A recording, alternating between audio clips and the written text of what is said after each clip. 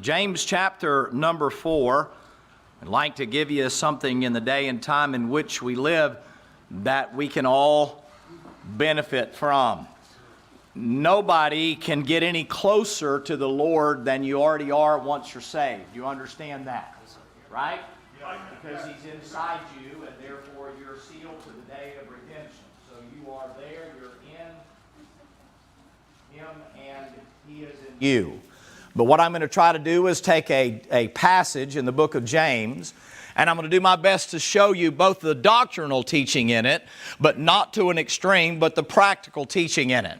I have been taught and was told a long time ago that the most important thing in a man or a woman's life after salvation is their fellowship with Jesus Christ.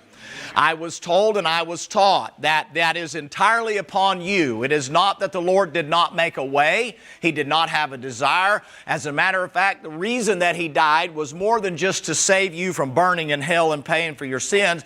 He died so that it will have or create a way for the two of you to have fellowship, which is what He wanted to do.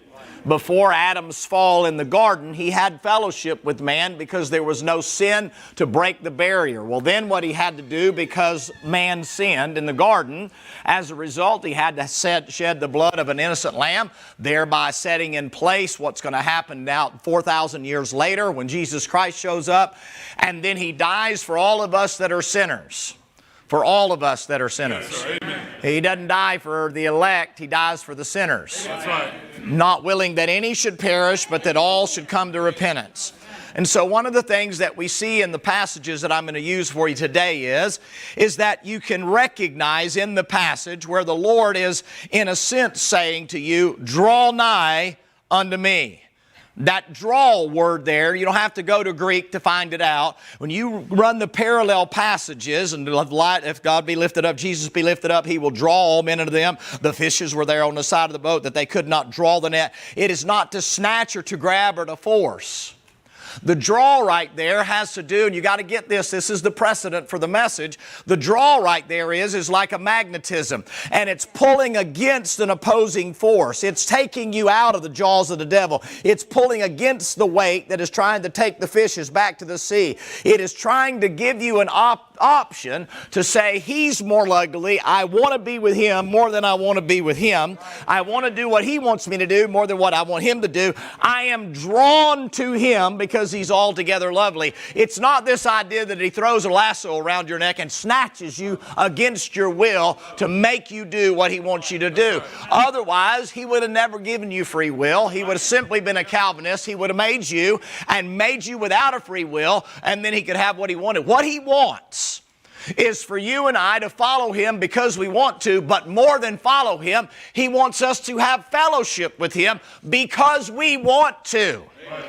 We come home to the house because we want to come home to the house. That's why you don't understand, some of you, why I don't try to force people or guilt trip people about coming to church. It's not a biblical principle. The biblical principle is come if you want to. I want you to. I'm drawing you. I'm trying to tell you, but we're not under the law.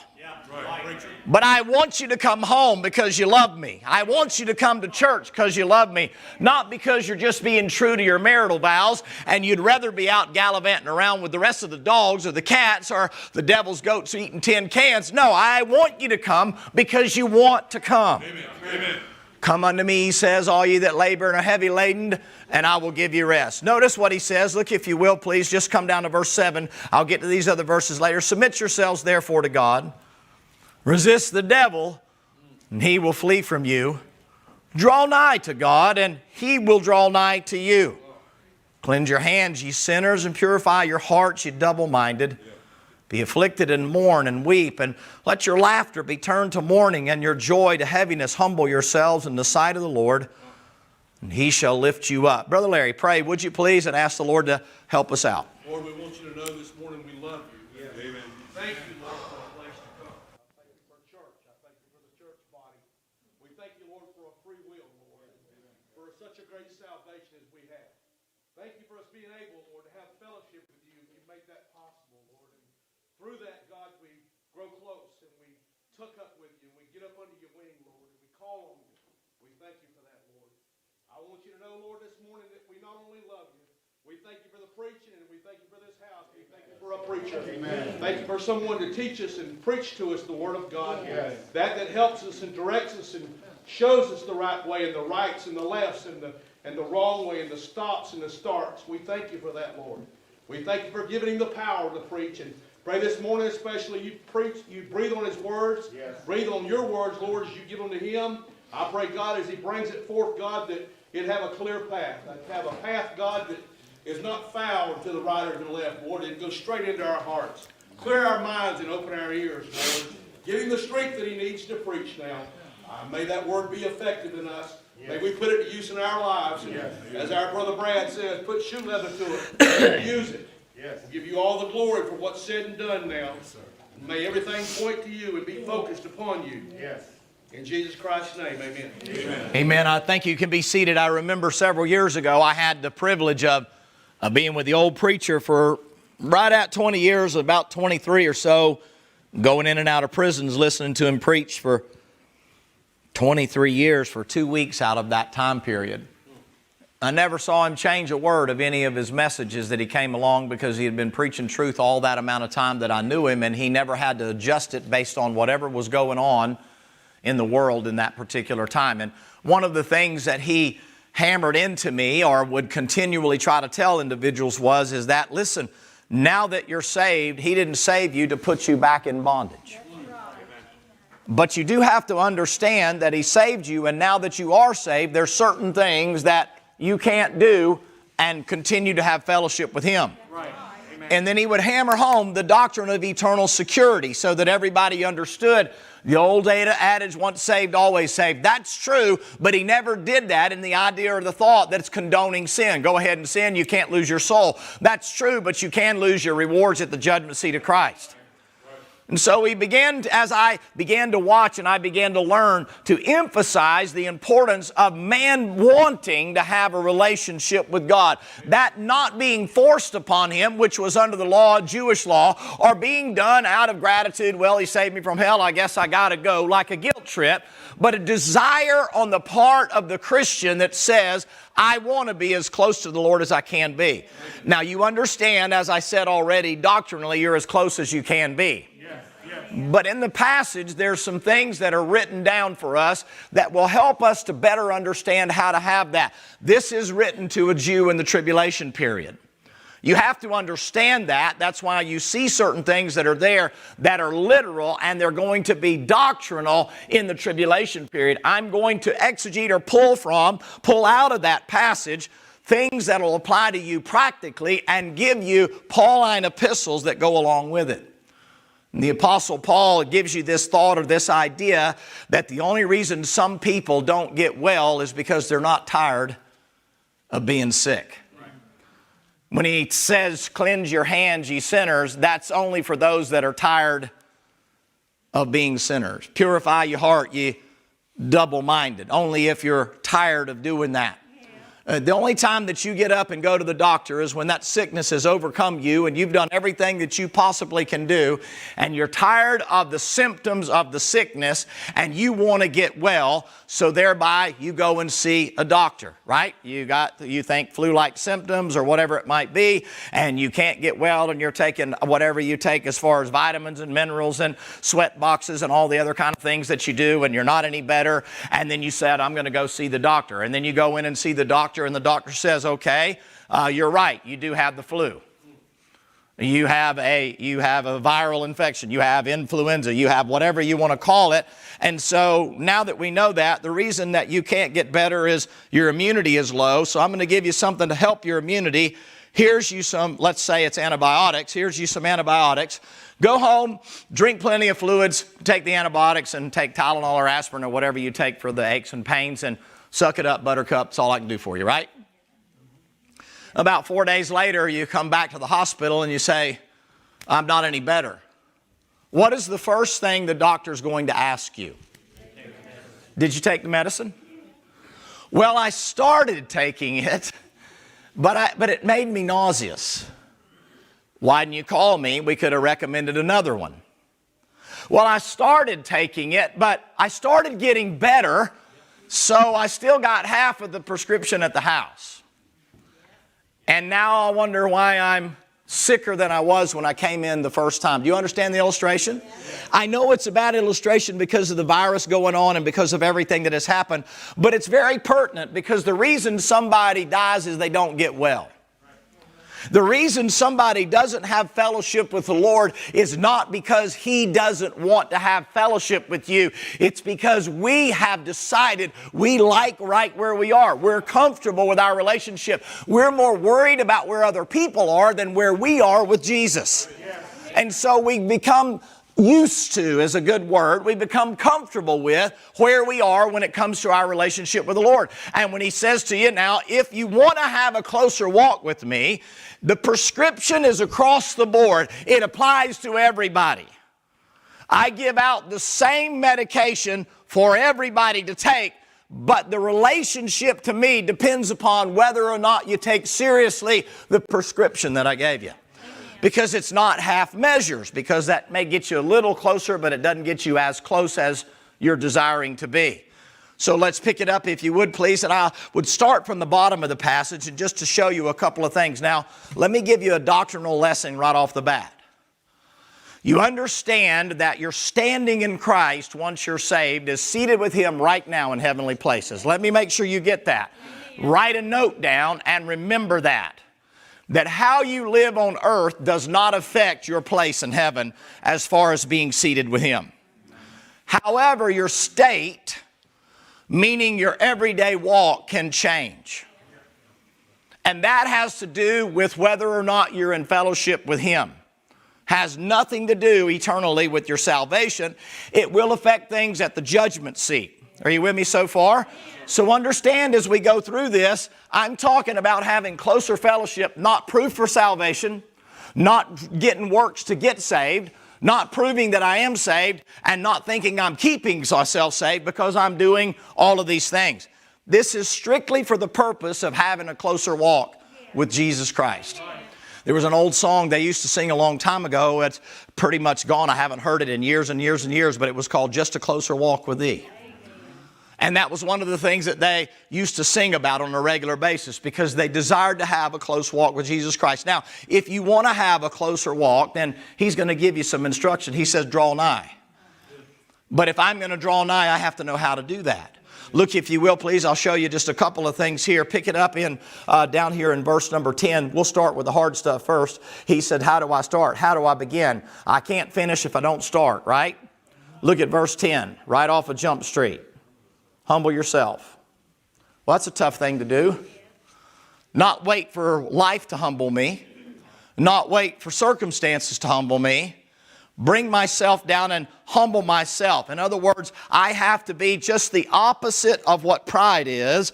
I can't take any credit for anything I'm doing or have done. I have to humble myself, which means I recognize I am where I am, who I am, what I am, because God gave me the ability. If I've accomplished anything, it is because of what God did. Therefore, I'm not going to be like the devil and go, yeah, I am everything in a bag of chips.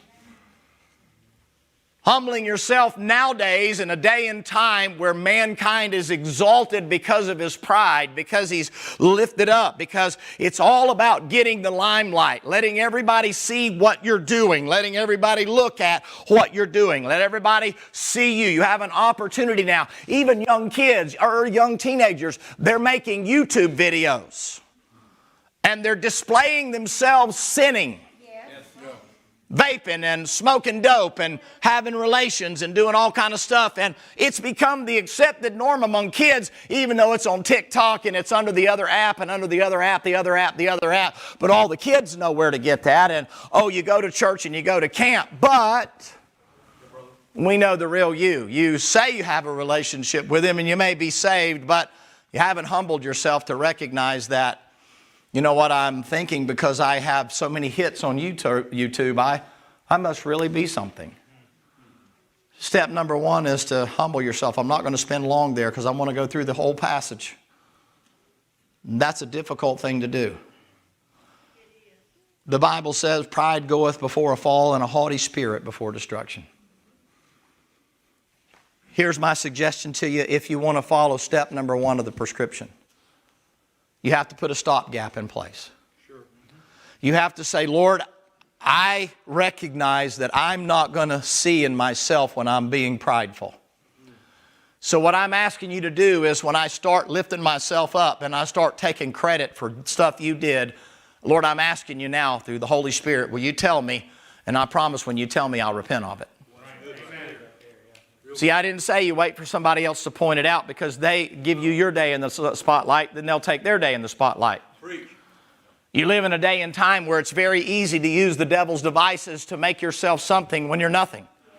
You can use Facebook to look like something that you're not. You can even make yourself on social media to appear to have certain views and ideas to get along with one crowd. Then under another name and a different bio sheet, you can come in over here and have an opposing view. And then you can see what's popular among the people and what gets you the most hits. And then you can become what the people think you ought to be, dress how the people think you ought to dress, and do all those things. And then you become a man or a woman of the people.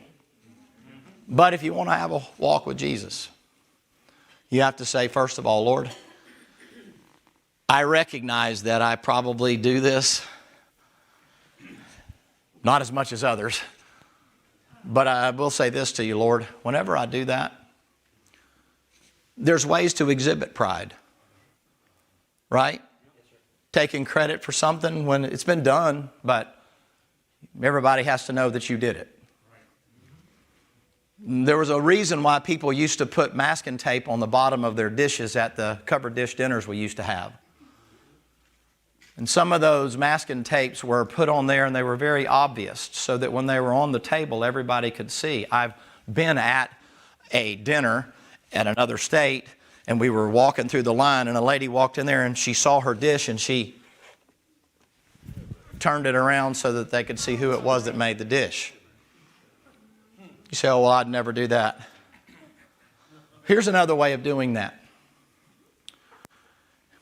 You know, I was noticing that tater salad you had there. Did you try that other one in the blue bowl?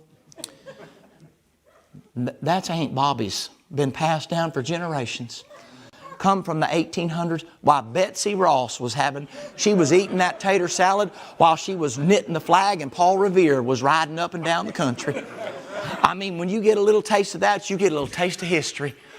Did you make that? Oh, well, shucks. I'm just happened to be passed down to me, but it wasn't me. You know, God gave me the taters. You say, preacher, you're exaggerating. Am I? Am I?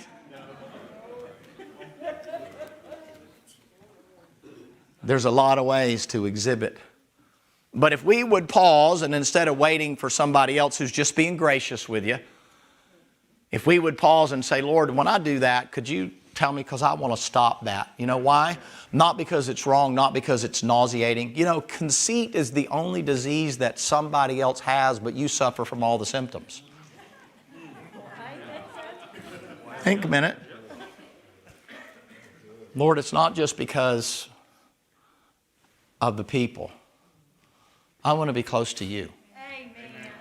It matters more to me to have a relationship with you than to be recognized for who or what I do. Number two, if you're listening, if you'd pay attention just for a few moments here, notice what he says. Come all the way up, if you will, in verse number 8.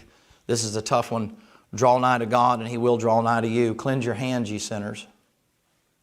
Oops. You say, what is he talking about? He's talking about holiness. He's talking about separation. Blessed is the man that walketh not in the counsel of the ungodly, nor sitteth in the seat of the corner, nor standeth in the way of sinners. That's Psalms 1. You know what he says? He says to you, listen, you can't have a fellowship with me if you're going to keep doing things that are not pleasing to me. We're Bible believers. We generally aren't involved in all kind of major wickedness. I know we have a few Bible believers that are involved in major kinds of outward wickedness, but for the most part, that's not where our problem is. For the most part, we need the Holy Spirit to point out things that we're not even aware of our behavioral tactics. We need the Holy Spirit to say things to us. But you know what happens here? We misunderstand that because we're saved by grace through faith and we're kept because of that, we misunderstand that we can have fellowship through the blood of Jesus Christ and continue to sin. No, you can be saved, but you can't have fellowship. You say, why? How shall two walk together except they be agreed? There is a lifestyle change that has to take place. I have to stop condoning that which is wrong, illicit, sinful, wicked, ungodly. And here's the hard part. I can't expect to walk with the Lord if I'm walking with people He doesn't walk with. I know that sounds very harsh, but there's a fine line between being gracious and enabling. This includes with your family. There are times where family members have crossed that line and you love them and you try your best to tolerate them, but I can't expect to keep enabling their behaviors and think that the Lord's walking with me. At some point, the Lord is going to make this statement to you. Whoso loveth mother, father, sister, brother, husband, wife, kids, yea, his own, doesn't say kids, children, yea, his own life also, cannot be my disciple. Didn't say you can't be saved. But the toleration nowadays that's being taught of sin and sinful pleasures and of wickedness and wicked pleasures has become the norm for the world today, because in the name of graciousness we've left Jesus outside knocking at the door going, hey, could I get in there? Amen. No, Lord, you can't come in, because we choose to hang out with the wrong and the illicit and the sinful and the wicked in the name of graciousness. There's a point where things have to come to a close. Amen. I can't expect to have dirty hands in the sense of dirty with the worldly things and expect God to bless it. This is a little bit harsh. I've heard recently people, even out of pulpits, saying that we need to pray for God to bless America. Now, I need you to hear me out before you shut me off. Do you recognize what you're asking a holy God to bless? If you want God to bless you, or to bless your church, or to bless your family, that's one thing. But to throw a blanket and say, God bless America, you a long way from God blessing a nation that is now living the way that we live. And for us in the name of Christianity to think an opportunity to say a prayer at Congress seems to, and I don't know if any of you have seen that wickedness when they refer to God as a she and all kind of other things, and doing that to appease everybody else. And you think God is even looking, paying any attention to that at all? That's what you're asking God to bless. I don't care who's in the main seat in the White House. It's the style of living across the country that you're saying, hey, it's okay with us, God just bless. Here's what you're really saying. Can I just be straight up honest with you? You're really saying, God bless America so it don't fall on me. Lord, I know you're going to knock the target. You're going to find it in the passage here in just a minute. As a matter of fact, I'll give you a little peek into it. This person will pray and ask God to relieve him of the lustful desires that he has, in order that when he does it, that God doesn't judge him. He prays, but when he prays, he asks amiss. Has to do with an individual that's saying, God, my desires are so great I can't overcome them, so give me an indulgence, allow me to go ahead and partake of that and bless that and provide that desire for me, and don't judge me as a result of that. In other words, it's like praying to the devil. That's right in the passage. You ask not, but you ask that you may consume it upon your own lust. In other words, you're saying, God, give me the lustful desires of my heart. And the Lord's saying, you want to have fellowship with me? It ain't about you having the lustful desires of your heart. Amen. That's good. I'll show it to you in the passage when we get around there. There has to be a willingness to say, I'm going to be humble, but I hate to say this. No, I really don't. There has to be a desire to be holy. That's in all manner of living. That's guarding your mouth, guarding your thoughts, guarding your actions, guarding your heart. That's a separated, sanctified, used for the master attitude toward everything. And then I'd like to say in verse number 8 also, he says, purify your hearts, ye double-minded. You say, what? There's no hunger for the things of God? No appetite for the things of God? Double-minded. One foot in the world and one foot on the other side of the fence close to Jesus. And he said, your heart is divided. It's double-minded. He said, there's a problem. Your heart's full of the wrong stuff. Yeah. Could you give me just a second? Amen. This is important. In the last 30 days, if the statistic is true, you have been exposed to or had the opportunity to hear 2.1 million times something about the virus in the last 30 days. Now, that may not mean that you've heard it 2.1 million times, but if you were with me this past week in the airports, you heard it several hundred times in a matter of 2 days. When all of that's coming in all of the time, you get an information overload. You get all of a sudden all of the news media and all of their input, and everybody has a different opinion, and everybody has an idea, and everybody has a thought, and everybody comes in, and then this one contradicts it, and that one contradicts, so it creates all this confusion. But it also produces anxiety. It produces fear. Nobody really knows. Here's the bad thing about fear. Anxiety oftentimes comes because of the frustration not to have an answer for the problem. It's not that we're being ignorant that there's a problem, but if it's a problem I know I can't solve, it makes my anxiety go through the roof. Because I don't have the answer. And so I get freaked out. Excuse me.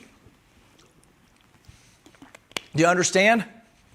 So what you have to recognize and what you have to see is that when there's not a hunger, when there's not a purging of the heart, a willingness to say, Lord, my heart is open before Thee. I want You. My heart ought to pant after the Lord like a hart of deer panteth after the water brook. David said, I'm pursuing You. I'm chasing You. I'm looking for You. There's something in me that's not right. I need to empty out so I can be filled up. Amen.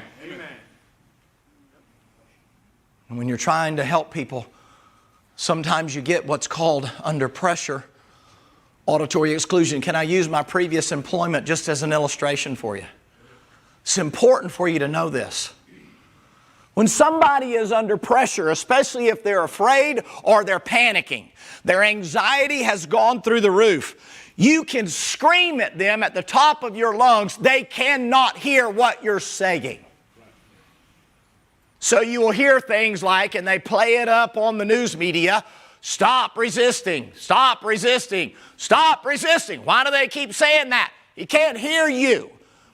As the one on the side of trying to get the person subdued, you have to recognize they're afraid, they can't hear you. You need to find another way to communicate, or somebody's going to get hurt. You're not listening. So what I have to do is I have to get that person's attention to not only keep me from overreacting, but also to keep him from getting hurt. So I have to recognize that for whatever reason he's panicked, he's afraid. Did you know that somebody that is afraid and somebody that is just downright wanting to kill you, when they come off the wall, they look identical? And if you misdiagnose the person coming at you as a person trying to kill you when it's only a person who's scared slapped to death and you're blocking their way to the exit sign, you might hurt somebody that's just afraid. And Christian, if you misdiagnose somebody that's coming at you just because they're afraid and you think they don't like you, you can hurt somebody. When what they really need is just some help. They're scared. And when they're afraid, they act out of character. Get a hold of yourself. I'm freaking out. Do you understand? I'm scared. I don't care if you got it down. I don't. I'm frightened. I can't hear you.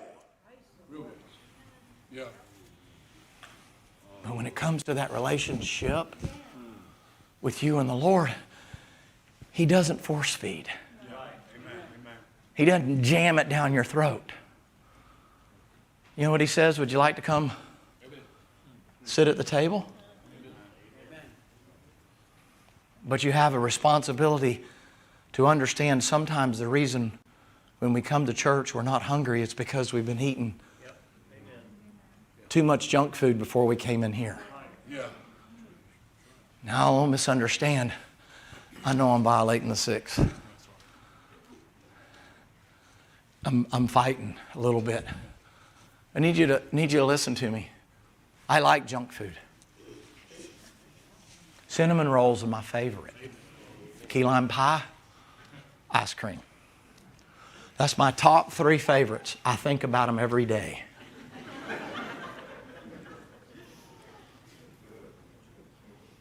There's a chemical in cinnamon that can both be good or bad, and if you eat too much of it, it can actually be fatal. What happened to the preacher? Cinnamon roll overdose.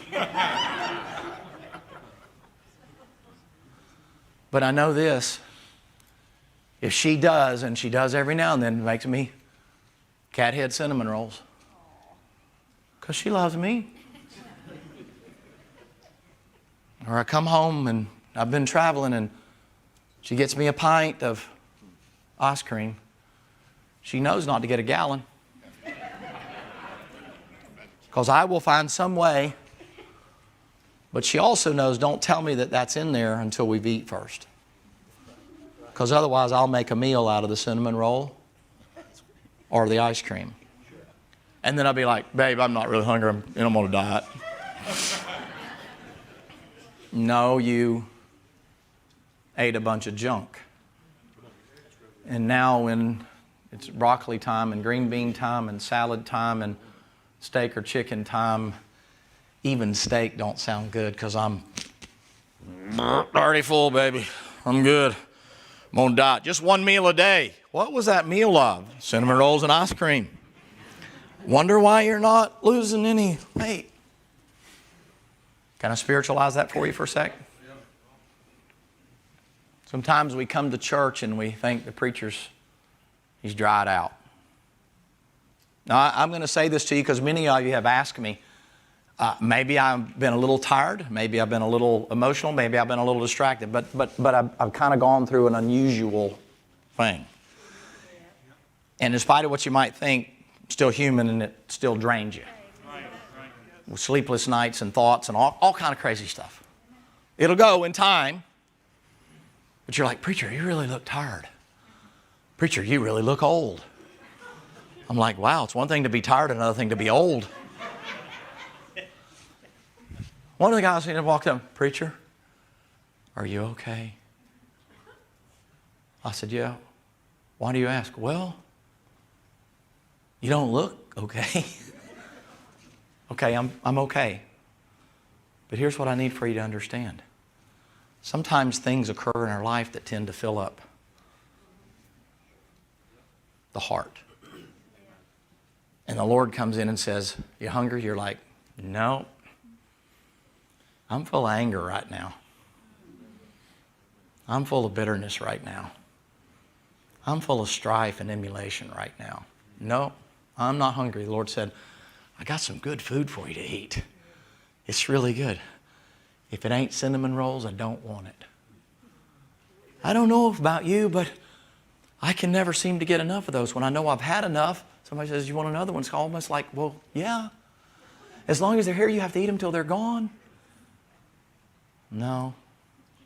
But spiritually speaking, you know what happens? Sometimes we come to church and it's not that the preacher's off a half a bubble, or everybody's messed up, or the music's messed up, or somebody didn't speak to you. It's because you're filled up on junk food. Amen. And it's more than just the news media. Sure, that's right.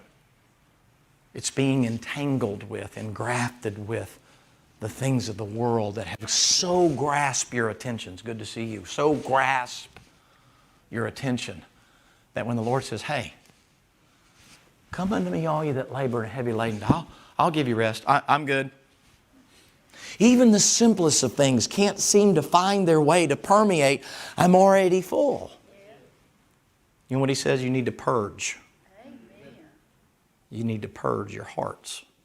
That's likened in Isaiah 58, the passage on fasting. The picture that He's given you there is not just physical food. The picture He's trying to give you there and me there is this. You need to lay off of things that take care of earthly situations so that I have room to be able to have a little bit of time to fill you up on spiritual things. So if I want to get fed, I have to make room to eat. I have tried to learn that when we're going to be having a really big meal, that it's better if I don't just eat throughout the day. I make plans to have a big meal on the end of the day, or if it's going to be lunch. Now just listen to how, this is just silly, but I just want you to know. On Sunday, what I've started trying to do is start clear my plate on Saturday. I start on Saturday afternoon and I start clearing my plate. Start cleaning it off. So what? So that when the Lord decides what I'm going to have to eat, there's room for it on my plate. And I wish I could tell you it's always cinnamon rolls and ice cream and key lime pie, but it's not. Sometimes it's like you need some roughage.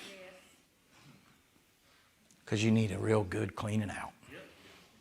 You need some rabbit food. You need some of the B vitamins that you can't get out of sugar. Because sugar gives you that false, I'm doing really good. Come to verse number 1. There's a fight, there's a battle. It's not easy. He says, be afflicted in verse number 9. It means you're going to have some hurt, some pain that's going to be involved. But I want to show you, first of all, in verse number 1, part of the problem is our own flesh. Verse 1, from whence cometh wars and fightings among you? I'm making not the doctrinal application now, I'm just making a practical application. Come they not hence, even your lusts that war in your members? You could tie that in with the book of Galatians where the flesh lusts against the spirit, spirit against the flesh. But you know what he just said right there? He said there's individuals that enjoy fighting. They enjoy battling. They enjoy arguing. So much so that they're always complaining because their lustful desire takes pleasure in the fight.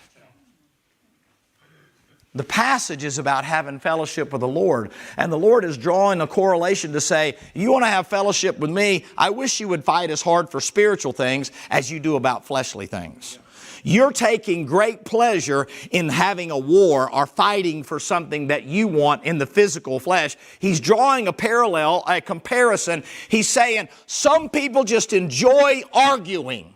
It fulfills a lustful desire. We always think of lust as something sexual. It's not always something sexual. Lust is an inordinate desire for anything outside of what God would have you to have. In this case here, it's an individual that takes pleasure in fighting. They just like to fight. They're always negative. They're always picking a fight. Something is always wrong. The Bible said it's a lustful desire. That they war in their members. It's their flesh. Look at it in verse number 2. You lust and you have not. You kill, desire to have, and cannot obtain. You fight in war. You have not because you ask not. You're never ever satisfied. It's insatiable. Your lust is like, I'm doing all I can to have what I desire and I can't contain it, even up to killing somebody for it. You say, preacher, I've never committed murder. No, wait a minute now. There's a lot of ways to kill somebody without killing them physically. That's right. Amen. Amen. You can kill them by slaying their reputation. You can kill an individual by belittling them or putting them down, even if what you're saying about them is true. Sure. By calling them names. And you will always call them a name you're not guilty of. But he's saying that the problem there is that it is a desire inside you that likes to hurt people. war against people, fight against people, to be able, if I can't get them what I want, I'm willing to slay them. I'm willing to ruin their reputation if I just get what I want. And we're not talking about a tribulation application. You don't ask to be relieved of the lust. In verse number 2, you have not because you ask not. You're not asked to say, Lord, I've got a problem, and my problem is against my brother or my sister, and my problem is my lust is to see them smushed. I want to be right. I want to be in charge. I want to be recognized. I'm going to kill them. How do you kill them? You start talking about them, talking about them. See what he did? See how he did that? See, if he wanted to do it the right way, had me do it. That's your members. That's you. The problem's you. That's the problem, not God. The problem, not the other person. The problem's you. And you actually enjoy pointing out other people's faults. James 4, the problem's you. That's your lust controlling you. You like doing it. You say, no, I really don't like. Then why do you do it? You only do it because you enjoy doing it. He says you have not because you ask not. He stops the verse there and he's fixing to give you verse number 3. This becomes definitive in the passage. This becomes something that you've got to recognize. I'm not making a tribulation reference here. I'm talking about practically, because here's what he says, and that when you do ask, your lust is so great for what you want, you know that if you do it, it's wrong to do, and you know there's going to be judgment for it. So instead of you asking me to relieve you of the lust and help you with your sin, you say, Lord, give me what I'm lusting for so that when I do it, you don't judge me. Don't judge me. Who are you to be judging me? Right? Do you see what he just said? You have not because you ask not. And when you ask amiss. But look at the next tagline into verse 3. That ye may consume it upon your own lust. That's not, Lord, I'm asking for a car. I really want a car. And if you pray for a car, you're wicked. The context is, ask the Lord for what pleases Him. Lord, my lust to create and cause trouble and go out and commit a sin. To commit adultery, going to be there in a minute. Fornication, going to be there in a minute. Adulteresses and adulterers, going to be there in a minute. My desire, I know it's wrong. But instead of asking you to help me, I want you to grant me what I want. So then, Lord, you can't judge me when I do it. Lord, I'm queer. And I know it ain't right. And I know I shouldn't be running with people that are. But what I'm asking you is, Lord, to understand that I know what your Bible says about it, but I need to get me one of them new rainbow Bibles that condones that and says that it's okay, so that when I do that, I don't worry about you smacking me. Right. Lord, I know it's wrong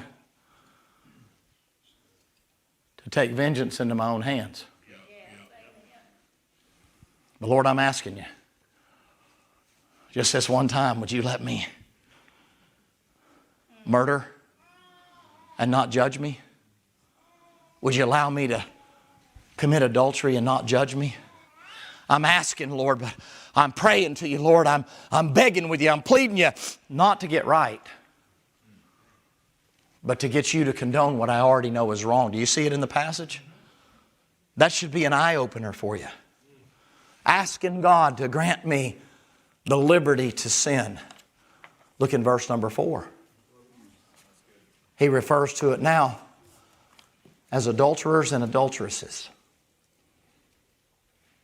You say, well, now, wait a minute. Now, look, the reality is in the tribulation period, that's a true statement and literal. Figuratively, we can call, when we choose to sin against God, we can call it stepping out on the Lord, and spiritual adultery, that would apply But literally, it's going to happen in the tribulation period. You say, how do you know? Have you ever read the 144,000 male? What's the next thing? What are they? Virgin. Why do you think he put that in there? Male, virgin. Jesus. Why does he bring out that they're virgins? Because they don't participate with the ones in Jezebel's bed. It's literal. In Revelation 20, the last church, guess what happens? While we're out, we're gone, we're up at the judgment seat. While that's going on, you know what's going on down here? The last church has literal adultery going on in the worship service. So when these 144,000 come in, they say, these are virgins. They didn't participate with all those. He's making a literal picture. But for us spiritually, you know what he's saying? Look what he says in the passage. Know ye not that friendship with the world is enmity? You go look it up in the Webster's 1828. You know what the enmity is? It means free to make the assumption you're the enemy of. And then he clarifies in the next verse. Friendship with the world, you're the enemy of God. Tribulation, true. Can't be his enemy in this day and time, but I can sure be practically out of fellowship with him because I'm choosing to walk with the world, be in the world, be of the world, and instead of being separate from the world and having my mind renewed, I've made the decision that I want to have this kind of relationship, this Christianity that allows me to walk with the world, talk with the world, act like the world, be like the world, no sanctity, no holiness, no separation whatsoever, just a kind of comfortable Christianity that 99% of the time lets me do what I want to do. Even to the point that I'm praying and saying, God, I was born this way. I just can't help myself. The Lord said, you never asked me to help you.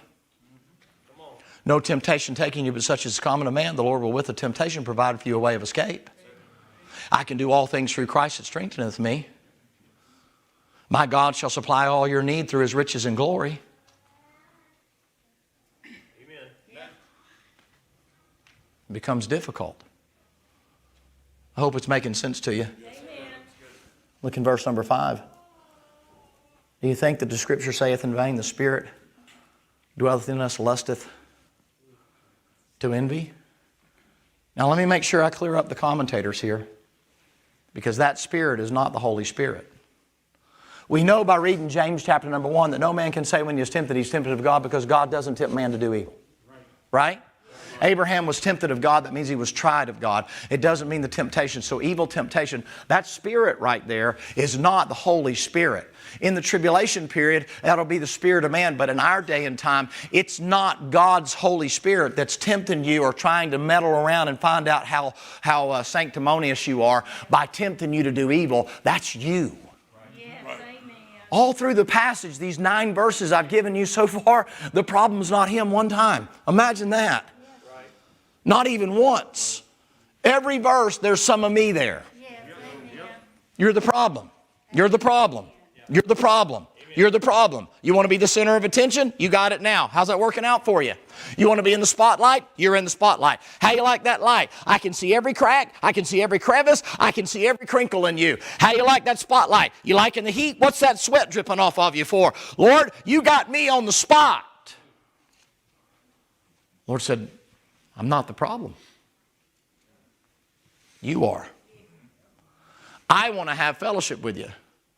But if you're going to draw nigh to me, there's going to be some prerequisites. And in those prerequisites, which I'm fixing to give you, before you do those things, there has to be an inward look. If there was ever a time we need to be close to the Lord, it's right now. If there was ever a time as a dad, a mom, a grandma, a grandpa, a pawpaw, a nana, even a kid in school, that you need to be able to hook up with the Lord right off and go, I need an answer now. It's right now. You may not make it to next Sunday. I mean, things change so rapidly in the last 3 weeks. It has been breathtaking at the speed at which things have just turned upside down. You better be able to get a hold of God. Not wait till I get back into church. You may not make it back to church. You got to be able to have a relationship with the Lord. Say, Lord, I got to talk to you. They're putting this deal on me. They're putting this promotion on me. Lord, this sure looks like a really good deal, but I'm going to ask you a question. Is this going to affect me and you? Well, yeah, you're going to miss Sundays. But you can be there on Wednesday, but you miss Sundays, but it won't be for long. It'll be all right. Lord might say, well, yeah, but I was going to have the rapture in 2 weeks, and you may not want to make that decision. Amen. Men and women need to be able to get a hold of God, but the reason there's a block is the devil has succeeded at filling us up with grapes from the forbidden tree. And then when God comes along in the cool of the evening, we're already full. I've had plenty. Yeah, mate, you know not all. I'm doing good. I got it figured out. Okay. You know what the Lord will say? All right, I'll see you later. And you're going to be in a hospital room or a bedroom or standing by the kitchen. And you're going to be saying, Lord, I got to have some help. That ain't the time to go through the process. The time to go through the process is right now. Yes. You say, why? Because right now you need an open channel. Yeah. Do you not know, after watching in the past year how things have occurred, do you not know how quickly things can change? We were in church the first week in March. By the third week in March, I'm preaching to empty pews. This time last year, I had a person running sound and a person watching the doors, and I'm preaching like y'all were here, but y'all weren't here. That happened like that.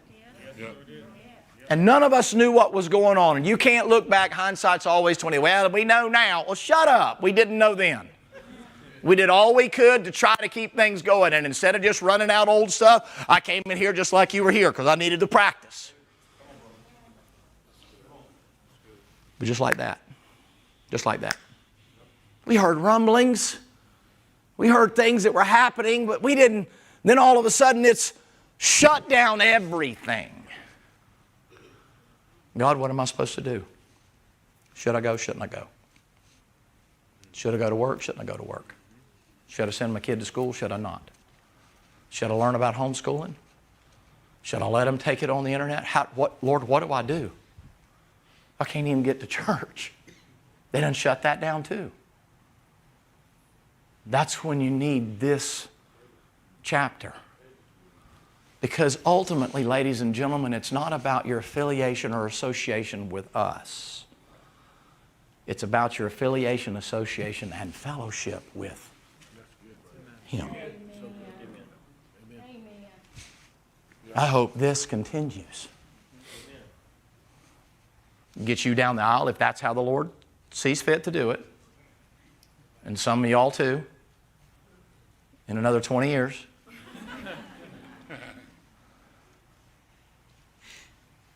To do whatever the Lord wants to do with us, but I can't guarantee you tomorrow. Right now, while we're here, unless somebody has their phone on, you don't know that some calamity hasn't already struck. And that this is the last service that we have. You don't know that. You say, oh, no. See, part of the problem has been as the Lord showed us how we just sort of take the church for granted. And then the Lord steps in and just like that. You say, well, preacher, if you'd opened the doors, not all of you would have come because you were being obedient to the law.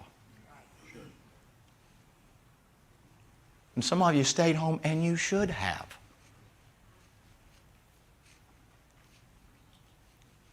But what if the Lord said today, are you hungry? I'm good. Now, Lord, I will tell you, I'm having this struggle with this besetting sin. And you know what? Every time I try to do something at the church, I walk in and I find Mary sitting down at your feet. And I just don't get that. I mean, I'm in here making tater salad and biscuits. Got my names on the pot so I can get my pot back, but I got my names on the pot. Lord, I just need to interrupt you. Now, I know you're talking, Lord. I know what you say is important, but could I just interrupt you and say that what I have to say is much more important than what you're saying? That's what somebody's doing when they interrupt. I hear what you're saying, but what I have to say is more important. That's what Martha did. But that wasn't Martha's problem. Martha's problem is, Lord, there's something wrong with Mary.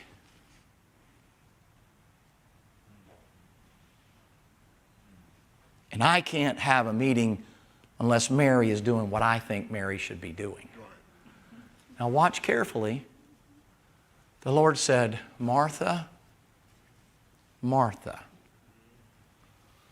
she hath chosen the better part. Martha, you've been eating too much of the stuff in the kitchen. You're already full so that when I come, you don't think you need anything.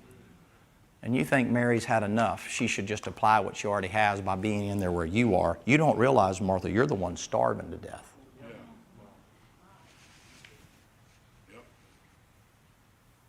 Another quick illustration.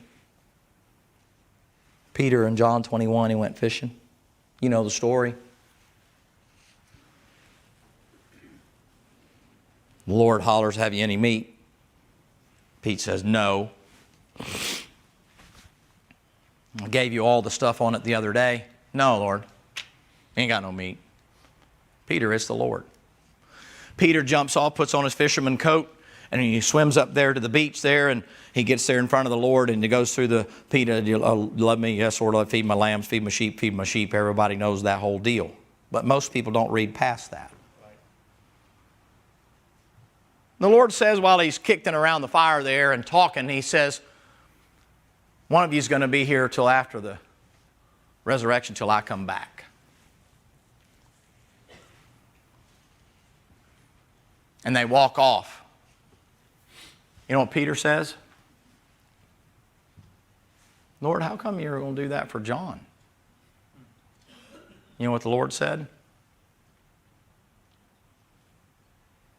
What is that to you?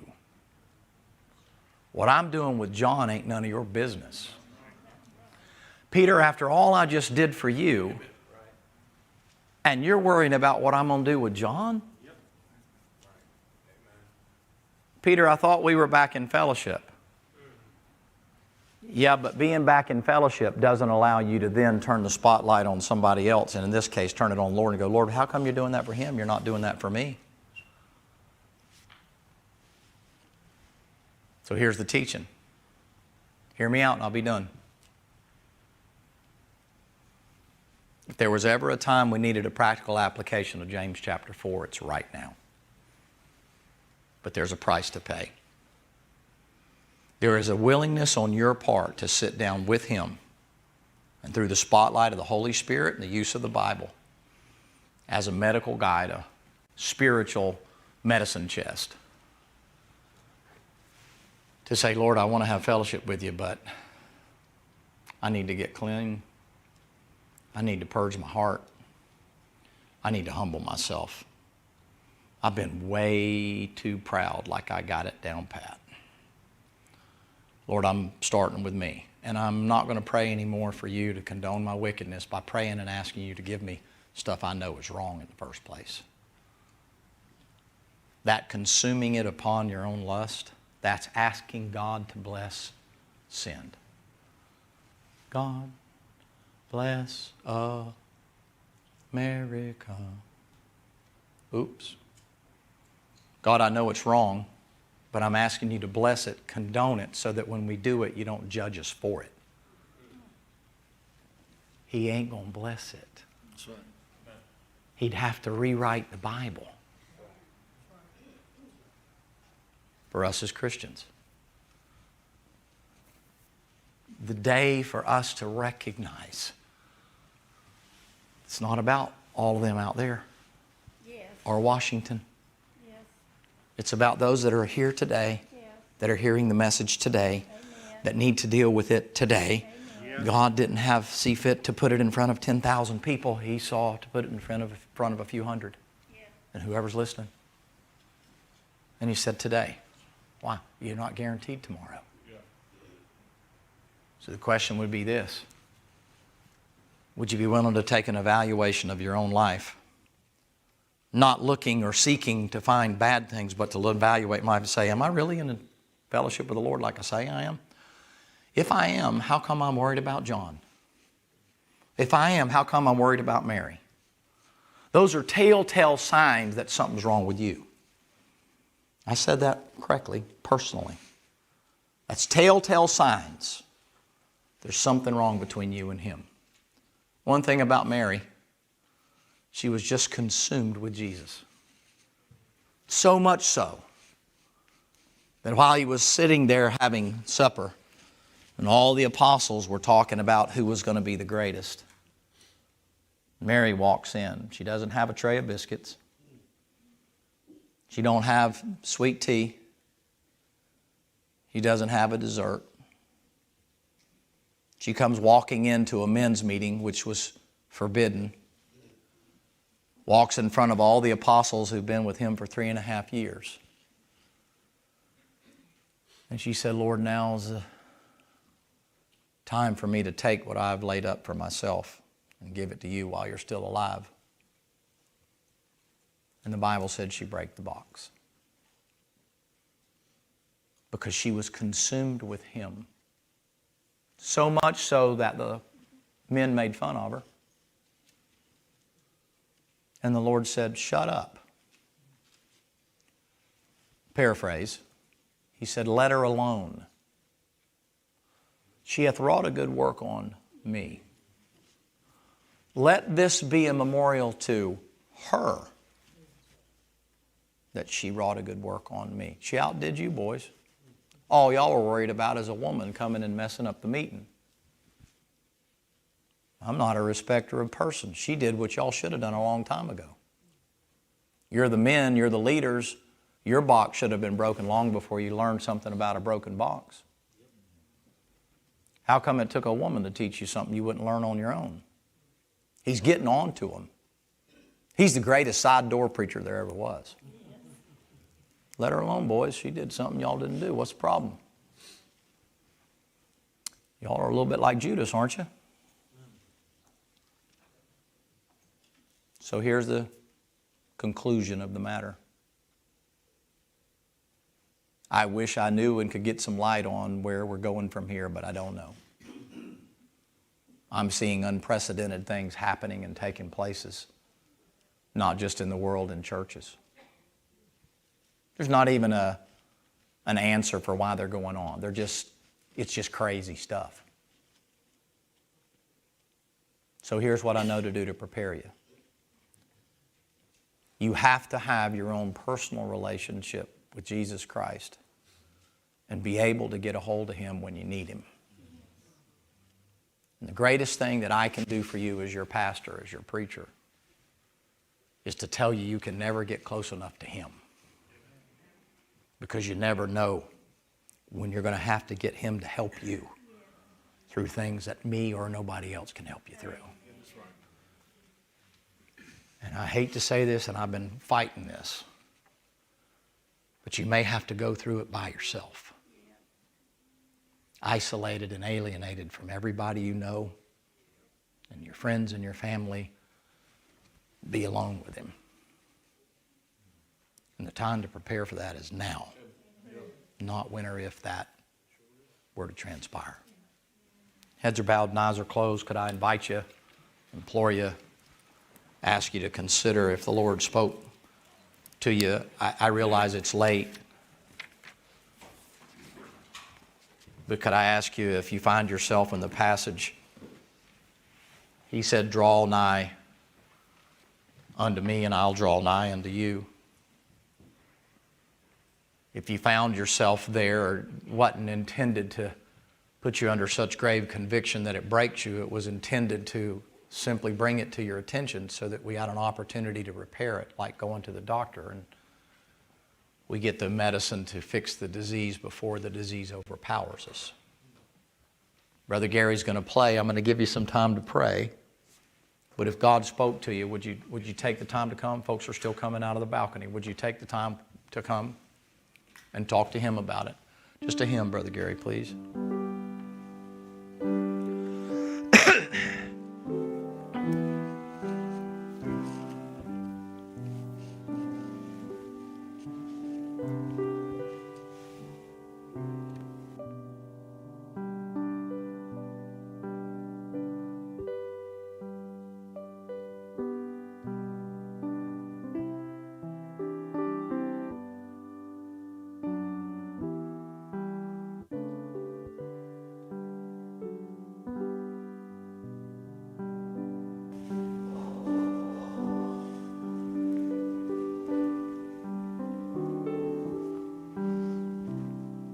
We're waiting. No one's in a hurry.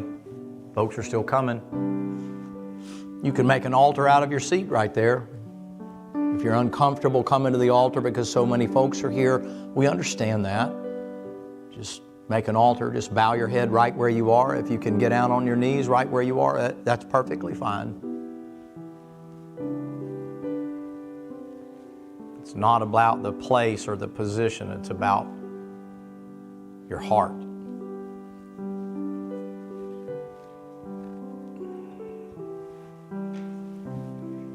Humble yourself. Bow down. Bend the knee. Subject, submit, surrender. You're the boss, Lord. You're the king. You're the great commander. You're the one in charge. I'm not fighting. I'm honored that you would allow me the privilege of bowing. That's what that is. Humility.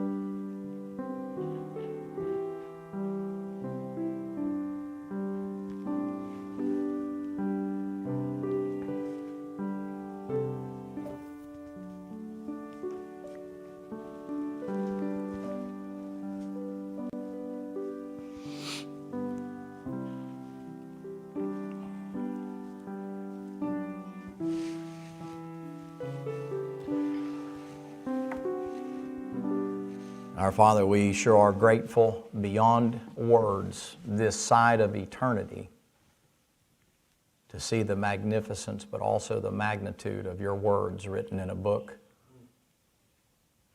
hundreds of years ago, but in your thoughts before time ever began, to try to help us to have the relationship we need to have with you.